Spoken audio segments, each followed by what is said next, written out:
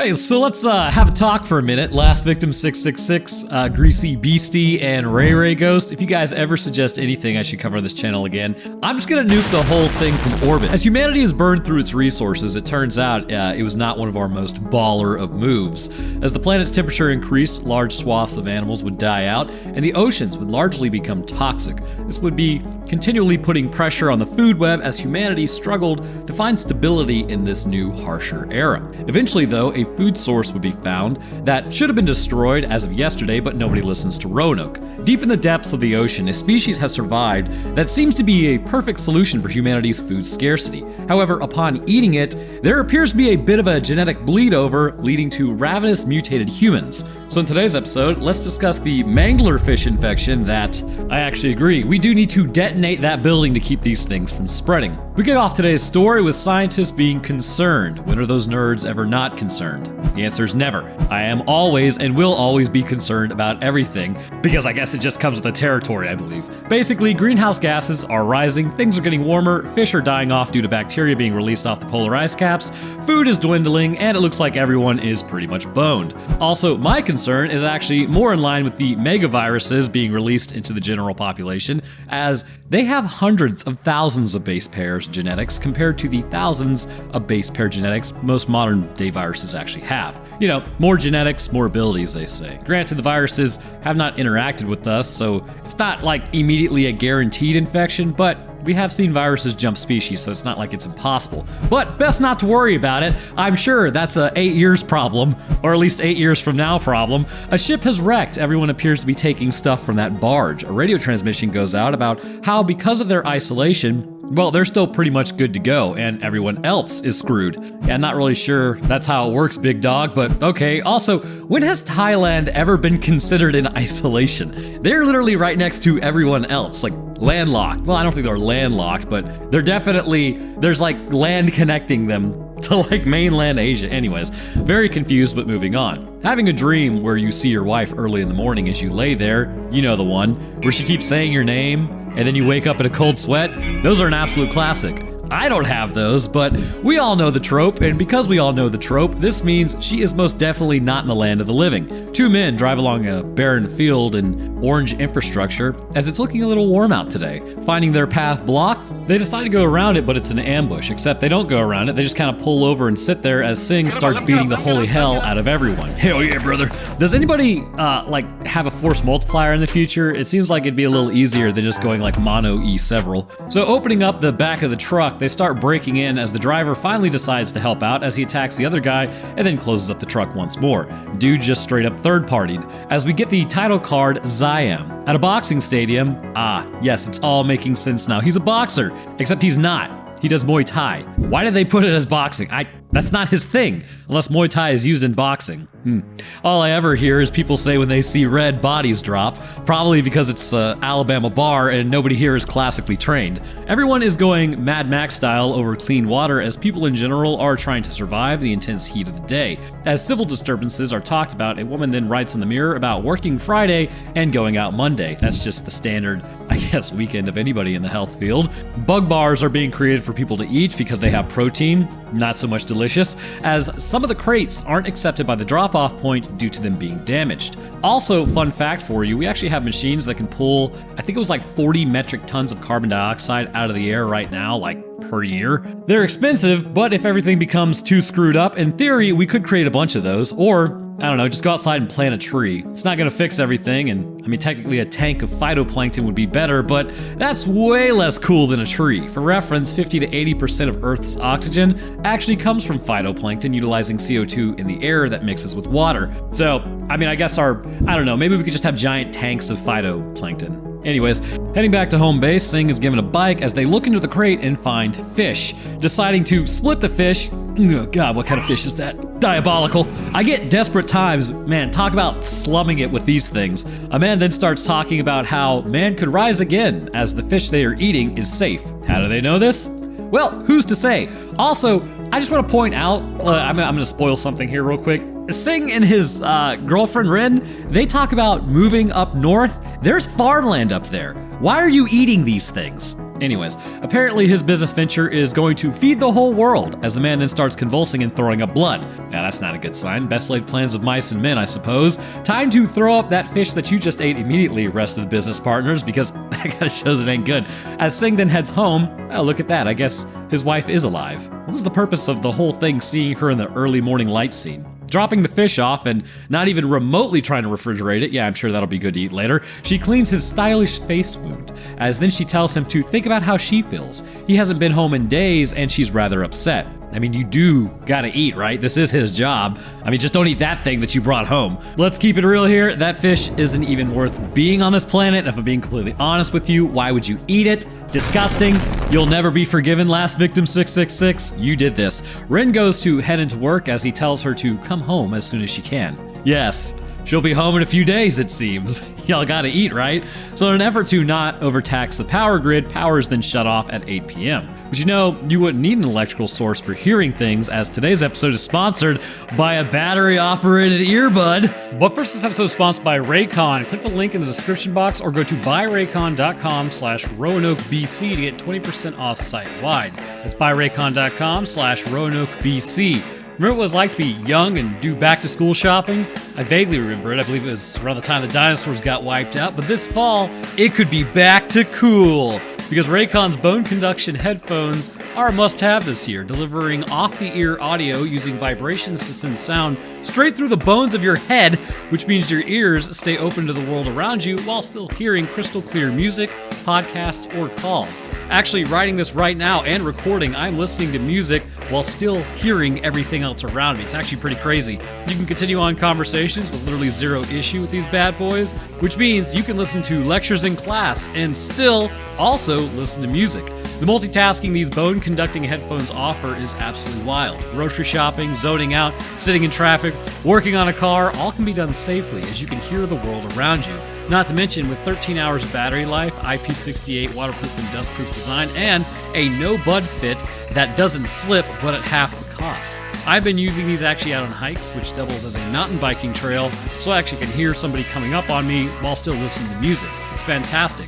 So if you are in the market to buy something like that, because it sounds like a good idea to you, then click the link in the description box or go to buyraycon.com/RoanokeBC to get 20% off site-wide. That's buyraycon.com/RoanokeBC. As Rin boards a truck to go somewhere, a woman then asks about if they had a fight again. She confirms, but that was a fight? It was more like a low-energy disagreement at worst, probably because it's just so hot outside. At the hospital, this youngling then follows Rin around, and I'm not really sure if that's just how things work here. Like, is he supposed to be in the areas where patients are sick? Evidently, Rin is a surgeon, as then she heads up to the OR for the night, as a director tells her to come up to the 10th floor instead, just completely ignoring her surgery rotation. Heading to a restricted room, one guy is convulsing on the gurney, as this kind of concerns Rin, but what's wrong? You haven't seen what happens to a man when he decided that literal monster meat was a good idea to eat?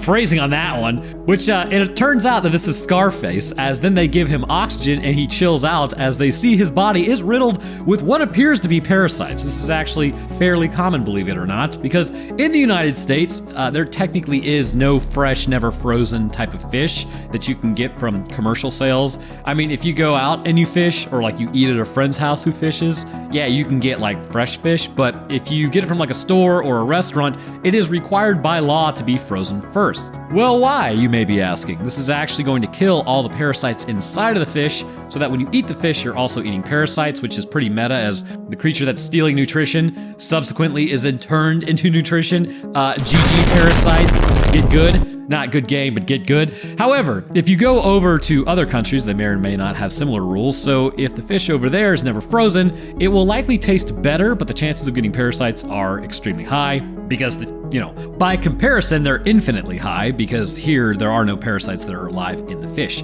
Just something to be aware of. So administering CPR to Scarface, he continues to convulse. A man is meeting with Rin to ask if fish liver could help improve his wife's condition. Seems like he's looking for specific vitamins like A and D and maybe some E and B vitamins, but the main one being omega-3 fatty acids. I'm pretty sure a hospital that is even remotely functional like this one, given they are administering aid, should basically have all of this already. I don't think fish liver is going to suddenly cure your wife from a coma, bro, but he's determined, saying surely his food wouldn't hurt anyone.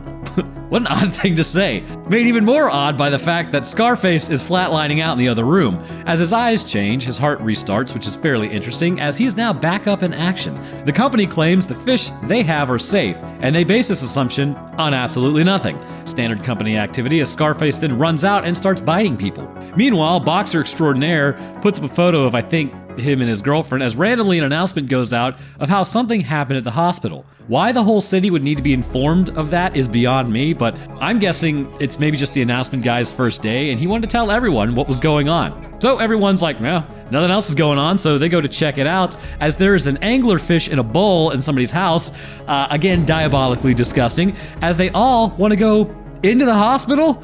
Okay, so a SWAT member is thrown from up high as another girl fell into the ground as she immediately begins attacking team member number 2. This armor is useless, why do we even wear it? Getting bit, he then domes the girl as everyone begins noping out of the area. The security personnel forces kind of realize what's going on as then they force everyone back into the hospital as clearly this is a containment issue. Actually, pretty quick response on that one and figuring it out. Nicely done, guys. So as an infected then runs in, the security guard is squaring up as nobody tries to help him or anything. He's able to actually hold off the infected, but again, the hospital is overwhelmed with everyone getting bitten. Luckily, Ren is hiding in the director's office, which is storage room adjacent, I guess. He then tells her not to leave him here, but sometimes in life, you gotta go get help. Again, is the director's office the storage closet? I really can't tell. It appears as though someone was laying on the ground in there, and they're now back up in action, and looking for the director, he has turned and is snacking on a woman witch. Rin at this point is completely noping out of there as someone is yelling Rin over the intercoms. Singh is calling out on the intercom as all over the hospital,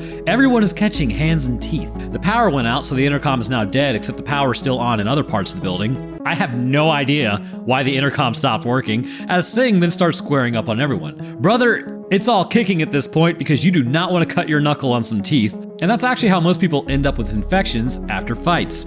Taking out the disorderlies, he then starts going hardcore Henry on everyone. Also, how is this youngling still alive? Well, by his precociousness, of course. So he keeps opening up curtains that contain the infected and running from one with spinal issues. He's able to hide, but now she's on the ground. Brother, get up and run. Singh then grabs it and starts hitting them in the head because the brain controls everything. Like, that's what the kid yelled. We know the brain controls everything. So this youngling is going to need therapy after seeing all this. Actually, after watching this movie, it's nothing but years of therapy. Security guard is holding it down for real, and he's just completely surrounded by cowards. Again, he's a real one. This random youngling is then calling out for their mother as she heads outside, and the security guard goes like, hey, she's not infected, and then he gets domed, which seems a little overzealous there, guys, as then she gets domed. Okay, so security now joins team needs extensive therapy after this event. So a meeting is then held as they realize, despite knowing nothing about what's happening inside, they need to detonate the support pillars of the building. And I would call the building what it is, but I'm pretty sure you can't say detonate and then its name in the same sentence. I'm just gonna go ahead and assume Google would be upset about that. But why exactly do they need to detonate the pillars? Because somehow they have worked out without knowing really almost anything that the hospital is lost and all the zombies are in there and bad times are ahead if they escape. Wait till you see these things and what the people become. I totally get their plight. They will do it for the greater good, which, brother, I don't know. It's a little hasty, don't you think? Actually, I wrote that. That was 2 days ago, Roanoke saying that. Current Roanoke agrees with the plan entirely. Past Roanoke was a bleeding heart. The idea of living with the Anglerfish offends me. Go ahead, detonate the pillars. Everything has calmed down for a second in the hospital as clearly everyone who is left alive at this point is hiding. Ren is on her own now as some who were recently turned are convulsing but not up yet. Going for the keys, Ren gets grabbed, but gets the door open and locked before the maintenance man can get in. As she checks the security footage, she sees many people are getting absolutely bodied. Singh and the loud youngling that never shuts up enters his mom's room as they now learn they need to go to the 5th floor. One of the infected is going goblin mode trying to move, which then alerts the other infected as the youngling laughs. Brother, stop making so much noise. You ever hear of the quiet game? Well, it's time to start playing it. Getting stuck in one guy's room, he says there is no escape. They are all going to die, as he injects something into his father to take him out, as he does the same for himself. Yes, again, that youngling will need even more therapy after witnessing that. I don't know if he has any precociousness left, but it's definitely gone. As everyone on the bed is torn apart, they nope out through the window. I like how Singh just straight up leaves the kid behind. Climbing, a woman in a bunny costume then starts attacking the youngling as Singh comes back to him, taking out the infected and grabbing him. See, that's why you shouldn't make so much noise, like you now learn. Shut up. as we see a banner that says, "Trust your government." Well, I'm gonna say trust but verify. I've heard that over the last year quite a few times. It's a great way to approach anything that the government is doing, or individuals. Pretty much trust but verify. Back at the hospital, Rin is now just vibing and hiding. Maybe a little bit of crying, all the classics. As she sees on camera the man with the fishmonger idea is just kind of unbothered, I suppose, going room to room. Sing and the youngling keep looking for his mother as one woman is squaring up with a piece of rebar. It actually is the youngling's mother, who I am now certain will survive all of this. No way Sing and his wife are going to have to adopt this youngling. That's just not going to happen. Why would you even think that? Giving him his inhaler, Sing is then told Rin is on the 10th floor, which, oh lord, his mom has been bit. Here we go. She asks him to take care of her son, as then he takes him away, which is gonna need even more therapy. So with actual mom of the year, like I'm not even joking about that, turning, veins begin appearing, signaling massive inflammation as in the NICU. The offspring then kind of runs back to his mom, who has already turned, which is not ideal. But hearing newborns cry, she then goes and focuses on that as Sing grabs the offspring and goes to get out of there while mom is snacking on some newborns. Spawn camping. Horrific, but acceptable strategy, I suppose. Just like camping, it is a legitimate strategy. Rin at this point runs to the room with company man as Rin is hyperventilating. He tells her to calm down, which, listen to Papa Roanoke, you never want to say that, all right? I'm just pointing that out. So he says help is on the way and she doesn't need to do anything. You sure about that, boss man? Looking out, an order is sent in to get boss man out of the hospital. Oh, so they'll go in and get that guy, but nobody else? Nice. Money talks, I suppose. So youngling now has a breakdown, like I said, precociousness loss, and is replaced by a traumatic childhood arc. Those are the best, sure to follow you well into adulthood and color every interaction you have with anyone ever. Yeehaw. Back at Boss Man's room, he talks to his wife as he sees she's almost out of blood. Is she a vampire? He says he's saved this country from extinction, but now he can't cure his own wife. Evidently though, Boss Man, he actually is a real one, as he's been there for 5 years trying to cure his wife. He needs more blood though for her, as Rin says she will go get some. But as it turns out, there really isn't a villain in this movie, just people trying to survive and people trying to get food. Dang. I guess the Anglerfish are actually the ones we should be turning against, which actually has always been in alignment with my stance anyways. Hashtag nuke the angler. Sing then tells Youngling that he should come with them as they are going to move north when they get out of there. Which, I mean, was he gonna say no? He's got nothing else going on. Finding a charge, they have 30 minutes to get out of there, which coincidentally is exactly how much time is left on the movie. I love it when a plan comes together. Rin now goes and seeks more blood for the blood wife, and moving through the hallways quietly, Muay Thai expert and Youngling find Rin's necklace as he spots her in the distance. Calling out to get the infected's attention, we get some sick music, which you can't hear because it's probably copyright, as then he uses a cart to block the infected while a team moves through to take out the other infected in a different area of the hospital. Rin then starts getting attacked as Bossman and his wife are now moved out of the area. Rin says something to Sing, but I mean, I have no idea what she's mouthing here, to be perfectly honest with you. Like, there were no subtitles, and this movie clearly is in a different language. So maybe it's just, I don't know, get good, get better at fighting the Anglerfish. Whatever. A larger infected variant then begins its attack, which you'd think, given the scarcity of food, that would be a difficult task for this guy to achieve. Anyhow, Youngling then uses the fire extinguisher to obscure its vision and smoke up the room. Particulates in the air making you cough. Wonderful. Ren then makes a noise as Sink goes goblin mode on him. Hell yeah, brother. Meanwhile, the security team is getting absolutely shreked. You would think it wouldn't be this difficult given they are armed, but hey, what do I know? Walking out, Sing then immediately gets shot. Ow. As Rin then tells him not to fall asleep. Well, his collarbone is definitely shattered from that shot. Enjoy a paralyzer. Rin is being taken away as Sing now starts beating wholesale ass because he did not get the another paralyzer, and they start dropping like a Walmart security team. This whole thing can be solved by simply being like, yo, I am her husband/boyfriend and I am not infected. That's all I'm saying, like a little bit of communication. They don't really need to be doing any of this. Team lead also sucks at fighting and is only winning because of the bullet nerf. An infected then shows up to attack as bro, hell yeah, it becomes about trading punches. Again, hey man, not infected. That's my girlfriend. We are leaving. That's it. That's all you have to do. So anyways, not doing that, because who's gonna listen to Roanoke? They just knock each other out, because caveman brain better than frontal lobe brain, as Meal Team 6 is being eaten in the background. Being dragged off, Rin now has him, which you better hope this is only a saliva-based infection, because you are completely getting contaminated with blood at this point. Taking the bullet out and wrapping his shoulder, Rin then tells him he needs to rest. Well, you don't have time for that. The charges are already set. Time to bail. Have I mentioned I am disgusted and offended by the vector of this infection? I feel like it's been too long since I mentioned that.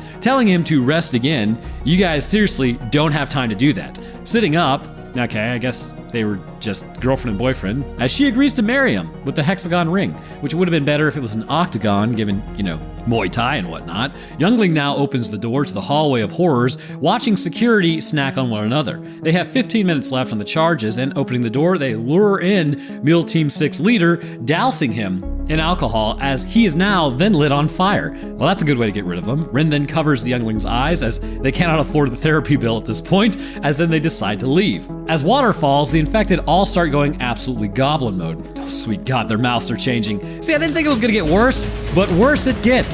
Rin now tracks down Boss Man as she begins responding to the water, as in his wife begins responding to the water. She's awake as she has clearly changed. Angler mouth engaged as then she bites Boss Man. Ouchies. Well, let's just say this is gonna be the end of the episode here. Thanks for watching.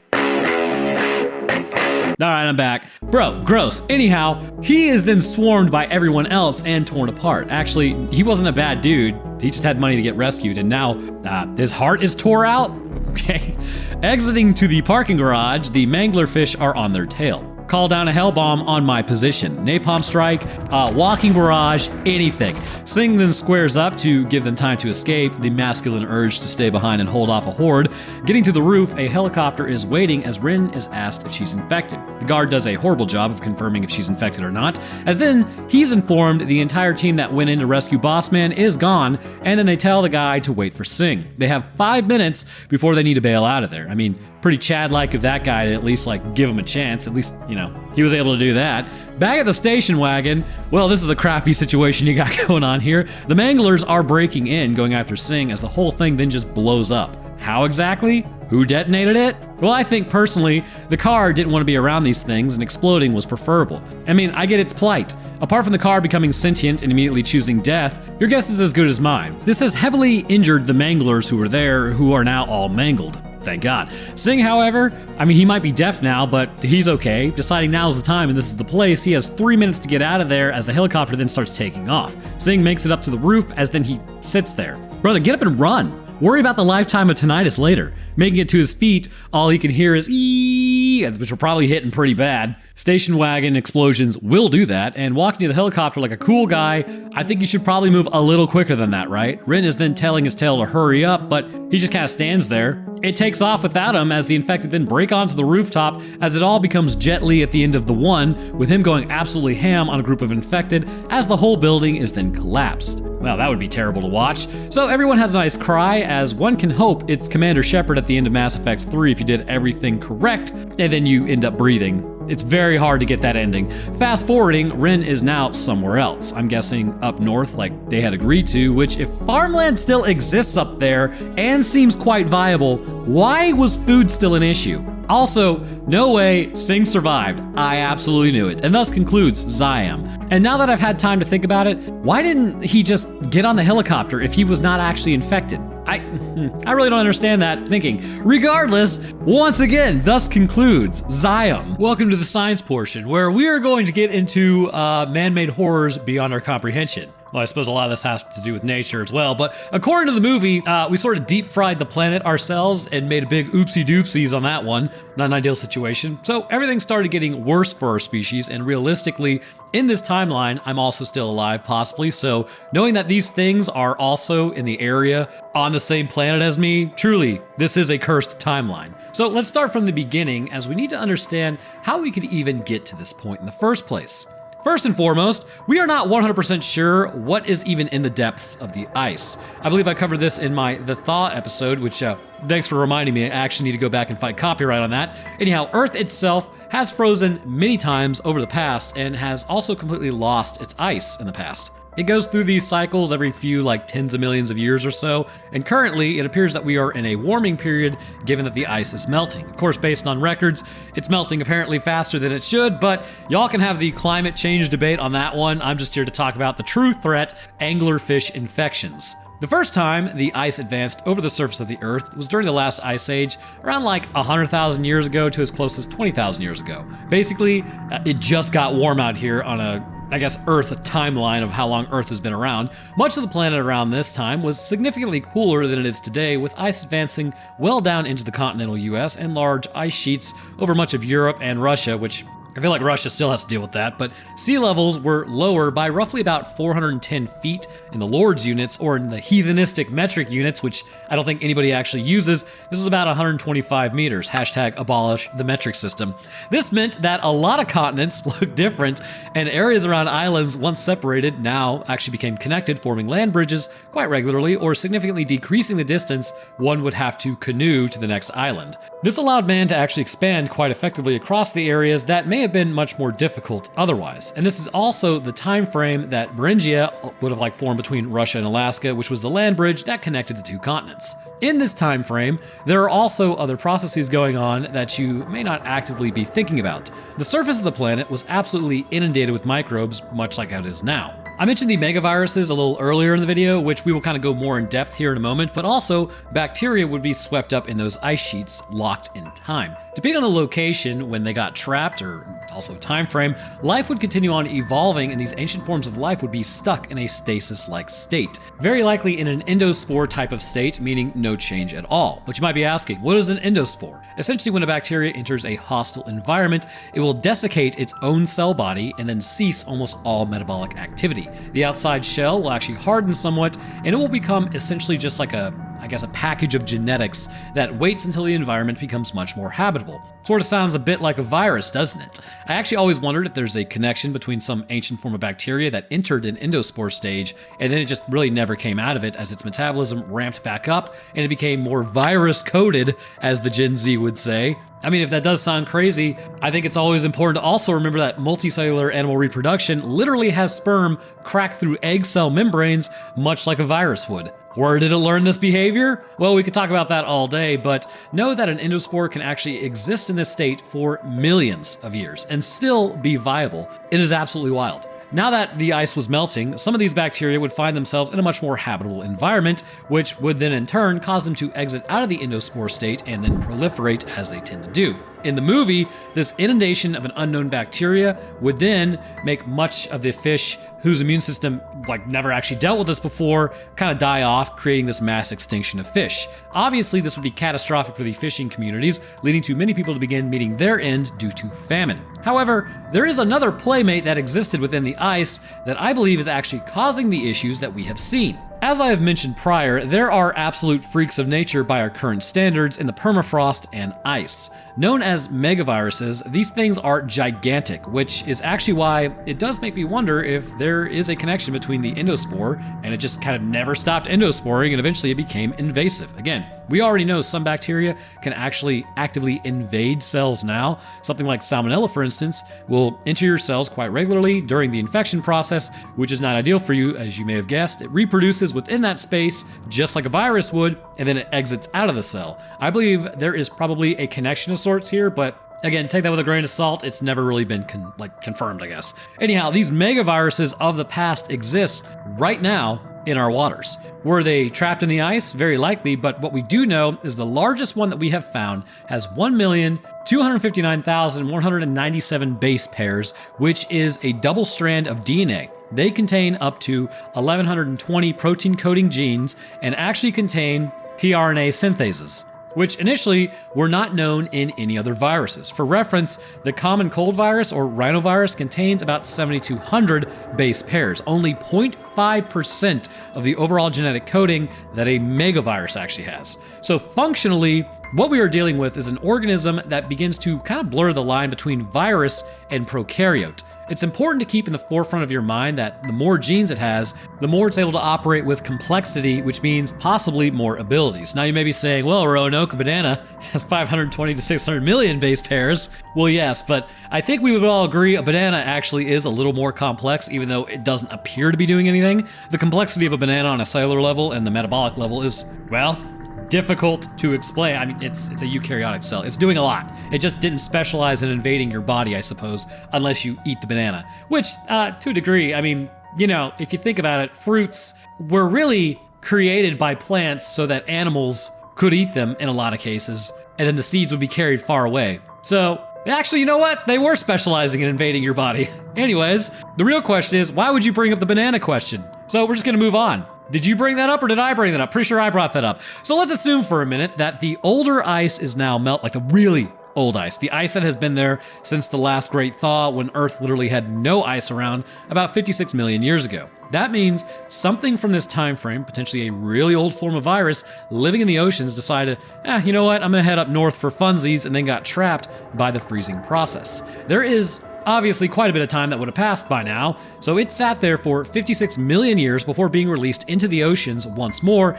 and going and screwing with the aquatic life. As it was adapted to the frigid temperatures, it would then drift deep into the ocean where it would meet another abomination much like itself, the anglerfish, or some are going to call this the monkfish. Look, I don't know which one it is, all I know is I hate it. Let's all agree. Plus, I believe it's an anglerfish due to the angle I'm taking this video, mainly because of an X-ray conducted.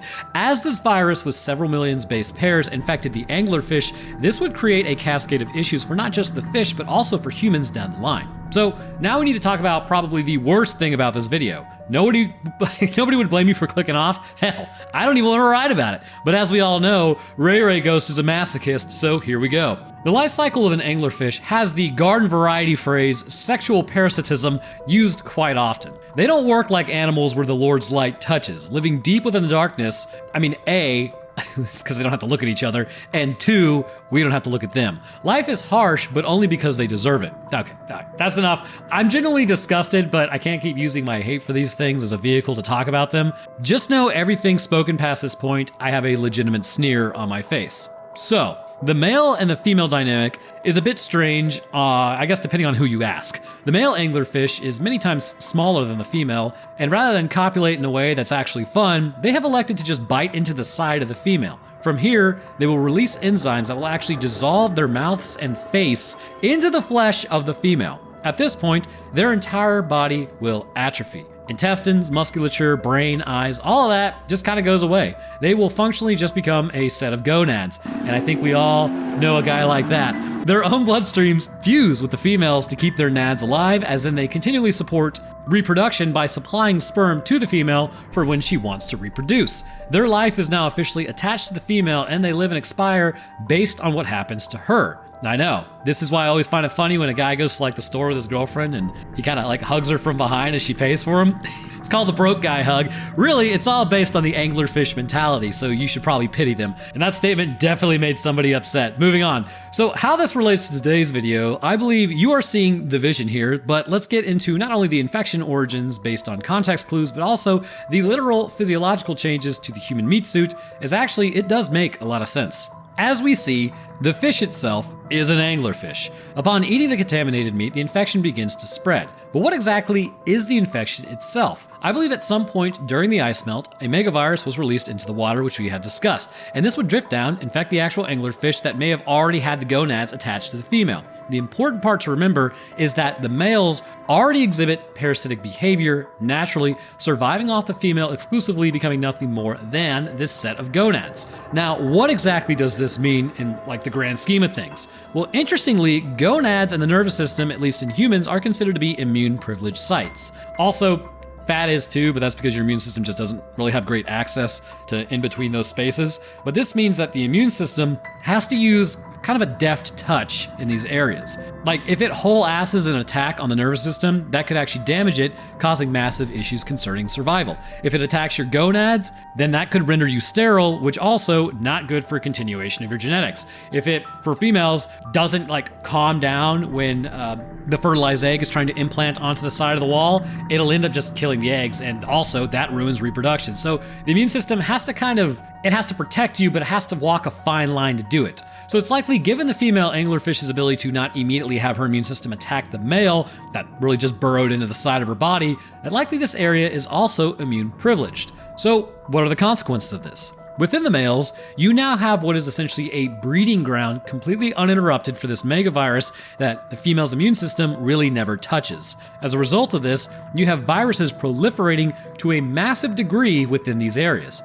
interacting with the male's testes and sperm. Actually, in human males, I'm sure we all remember the virus of 2020. A lot of men reported gonad pain because the virus was replicating pretty much in their balls. Hopefully that doesn't become a problem later in life. Granted, the mumps kind of does the same thing and people can still reproduce after that, typically, although some males are rendered sterile, which kind of brings forth, it's gonna be interesting to see what the effects of that era was in about another 20 years or so. But anyhow, so this is rather important to the whole infection process. You have an unknown virus interacting with genetic information of a species beyond just the somatic cells. It may be that this company actually did clear out all the bacteria in the female's body, the fish that they were catching, and that the virus itself was being kept in check by her own immune system. But what they forgot to check for was the male testes being immune privileged. As these fish were caught and cleaned, the company would have assumed that the fish was now edible and good to go. However, we see evidence that Scarface didn't immediately begin having issues after his consumption,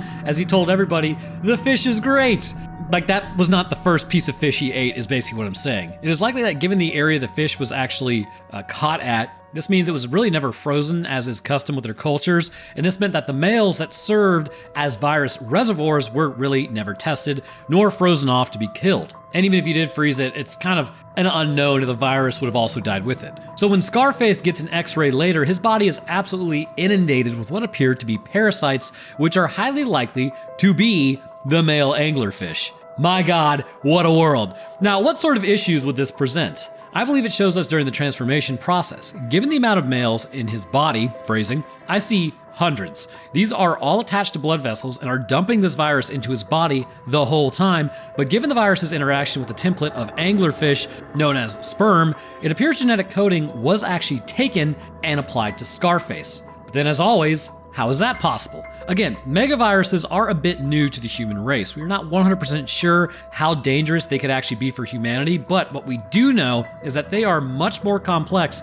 than standard viruses that we have now, at least for the most part. What we do know is that, as always, you knew it was going to come up, 8% of the human genome is actually thought to be ancient viruses, which hilariously actually protects us from infection by current viruses to a degree. Who would have guessed? But these viruses implant themselves into the very genetics due to viral enzymes known as integrase. Essentially, the virus goes from its original form, which is RNA, then utilized in reverse transcriptase, it will become viral DNA, which then integrase enzymes will actually implant it into the genome of a eukaryotic cell. Now you may ask, well, what is the purpose of that? It's actually massively effective, and it's like a total douche move by viruses, if I'm being totally honest. From that point on, your body will really have no way to remove the virus from your cellular DNA. Of course, once CRISPR is basically mastered by our species, we're really just using our body to remove the virus. We're more using our brain to remove the virus, but still our body. Basically, we're just not relying on nature anymore. We're relying on nature in order to do it, but it's kind of meta because we're still using our bodies to remove the virus.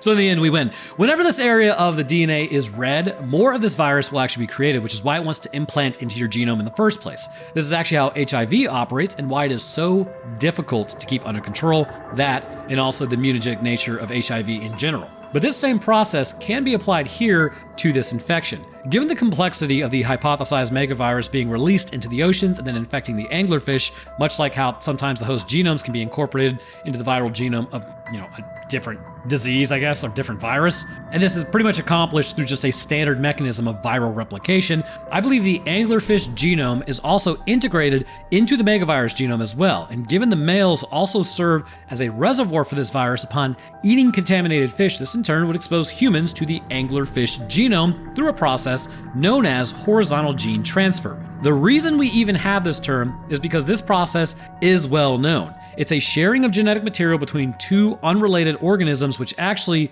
we now believe may help drive evolution and adaptation. This can happen through viral infections, as well as through mostly what we see, which is conjugation in bacteria. Conjugation, obviously, being when the pilus comes out and then stabs another bacteria, and then they just kind of share plasmids. It's kind of like how antibiotic resistance kind of crops up. But to show what is happening once humanity is infected, it's quite clear this is a multi-pronged issue those infected are dealing with. First, the human immune system has never encountered anything like this before. As a result, while things like the random chance of B cells being able to produce antibodies to it is pretty much 100% assured, the innate immune system does not appear to have enough time to actually address this problem. It is quickly sidestepped by these larger viruses, as the macrophages may not even be able to properly engulf them given their size. Seeing that the virus has been reproducing and interacting with anglerfish genomes for quite some time in isolation, it's pretty obvious that the genes of the anglerfish, possibly the Hox genes in some cases, but it's going to require other genes as well, they have to a degree contaminated the megavirus itself through standard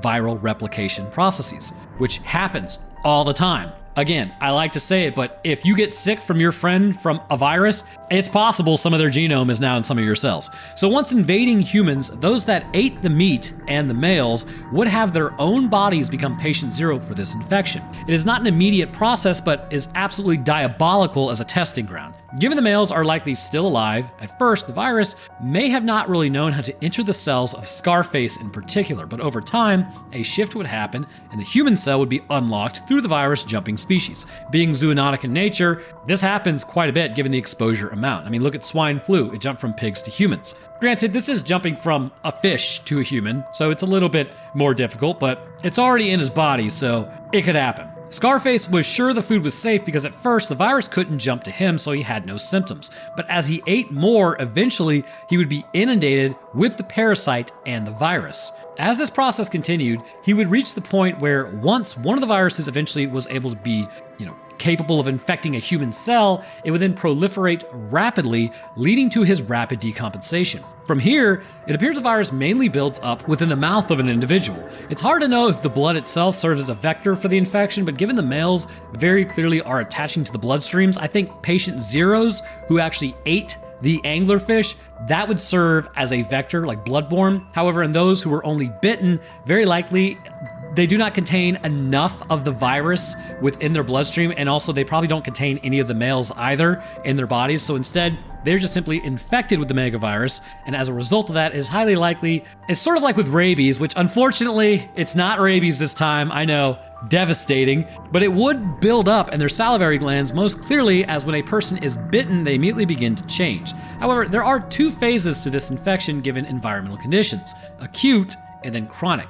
The acute phase of this infection will cause the megavirus to be introduced into the system, or at least once it's introduced into the system, this is when the acute phase starts. This will result in blood clotting and blood vessels actually bursting, and this may be due to the size of the virus or the ensuing cytokine storm. I'm inclined to believe it's the cytokines that are involved, but what exactly is that? When your body realizes that it's losing the fight to any sort of pathogen, it will engage in the nuclear option. A cytokine storm ensues, which is essentially mass inflammation. This will typically result in your end, and most medical interventions are designed to basically, we need to prevent that from happening, because once that happens, it becomes incredibly difficult to keep anybody alive. It's literally the puppy holding up a tank of propane with a lighter. That's your immune system saying, I'm going to take everybody out. Your body really will burn it all down to prevent the infection from outright winning. As this happens, the person's circulatory system is heavily compromised, leading to blood pressure tanking and very likely bleeding internally. Basically, you get leaky vessels,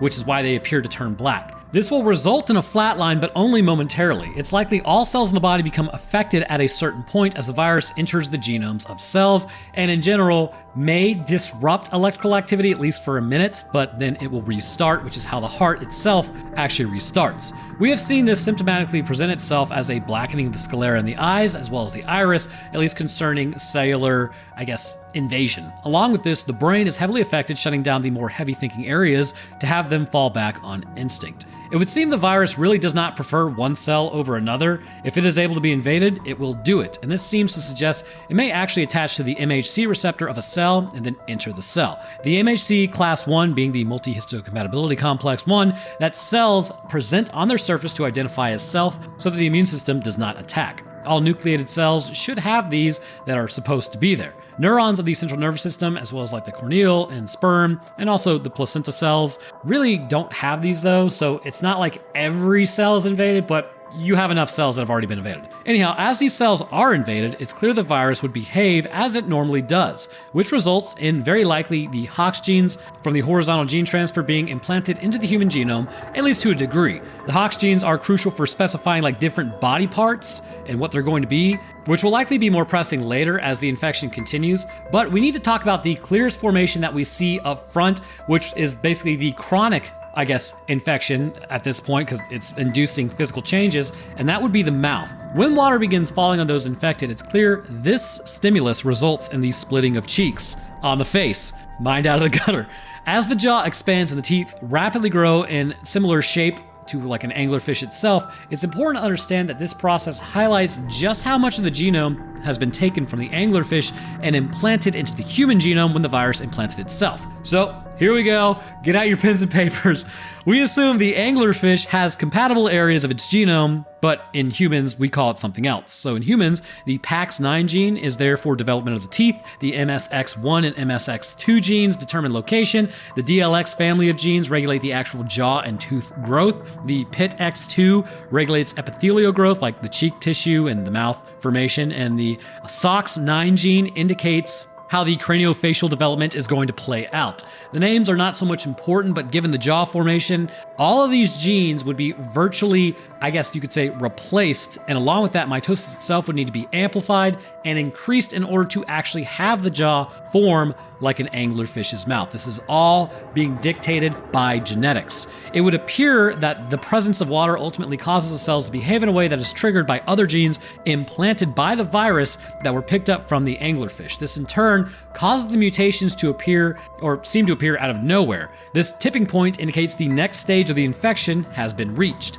Due to this, it's hard to know exactly how much of the anglerfish genome was implanted into the person, but it's highly likely that if the virus was allowed to persist, you may actually see a complete hybridization of human and anglerfish. Their bodies would continue to change to probably almost become like a nightmare version of the Zora species in Majora's Mask and Ocarina of Time. This hybridization is more extreme, like considering a version of adaptations we have already seen in viruses sometimes inspired through horizontal gene transfer. The only thing is more genes, more ability to possibly transfer larger amount of genetic information means more adaptation, even if it's not really an adaptation that we would want, because one of the things to always remember is how fit are you for your environment. The human species, we are giant nerds, right? It's kind of how we have succeeded. However, that doesn't mean that our build is ultimately the best build in the world. You have, like, if you took a human and you put them in an anglerfish environment, the human dies. But if you took an anglerfish, you put it in the human environment, the anglerfish dies. Now, if you have something that does both, they might be able to survive a little longer. The point is, being fit for your environment doesn't necessarily mean being the most intelligent either. But anyhow, I want to thank you guys for watching. I want to hear what you think. Hybridization or, I don't know, cracked out anglerfish zombies. What a friggin' movie, man. Anyways, let me know what you think down in the comments. I hope you enjoyed. I will drop my Twitter, Discord, Patreon, and channel links in the description. Speaking of patrons, I'd like to thank mine real quick. At the Astrophysicist tier, we have Death's Dancer. Thank you, sir. At the Full-Fledged Scientist tier, we have Frank Shaftcrank. I actually love electric cars, the Anglerfish, Invectus Echo, Metric System, Official Texan, and Stutz. And the rest of my patrons, I do appreciate y'all's support as well. It goes a long way towards helping out, so thank you. All right, that's going to do it for me. Go check out Roanoke Tales, because the channel's growing. Finally. Of course, I've been blowing up my main channel with it, so I'm guessing that's probably why. Anyways, hope you enjoyed over there too. But I want to say thank you guys for watching, and we'll see y'all in the next one.